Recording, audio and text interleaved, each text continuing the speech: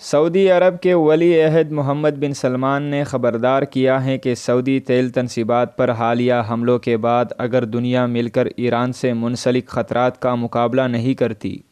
تو تیل کی قیمتوں میں ناقابل یقین حد تک اضافہ ہو سکتا ہے۔ مزید آگے بڑھنے سے پہلے اگر آپ نے ہمارا چینل سبسکرائب نہیں کیا تو ضرور سبسکرائب کریں۔ یہ بات انہوں نے CBS کے پروگرام 60 منٹس میں ایک انٹرویو میں کہی۔ انہوں نے اس انٹرویو میں گزشتہ برس استنبول میں سعودی سفارت خانے میں قتل کیے جانے والے صحافی جمال خاشقجی کی ہلاکت میں براہ راست ملوث ہونے سے ایک مرتبہ پھر انکار کیا،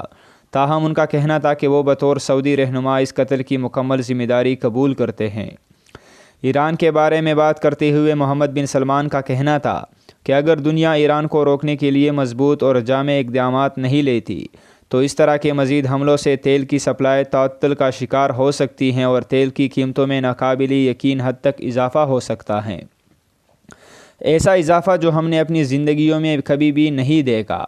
خیال رہے کہ رواں ماہ سعودی عرب میں بقیق اور خرید کے علاقوں میں سعودی تیل کمپنی آرامکو کی تنصیبات پر ہونے والے حملوں میں دنیا میں تیل صاف کرنے کا سب سے بڑا کارخانہ بھی متاثر ہوا تھا۔ یمن میں ایران کی حمایت یافتہ حوثی باغیوں نے ان حملوں کی ذمہ داری قبول کی تھی۔ دوسری جانب سعودی عرب اور امریکہ نے ان حملوں کی ذمہ داری ایران پر عائد کی تھی، جبکہ ایران نے ان حملوں میں ملوث ہونے کے الزامات کی تردید کی تھی۔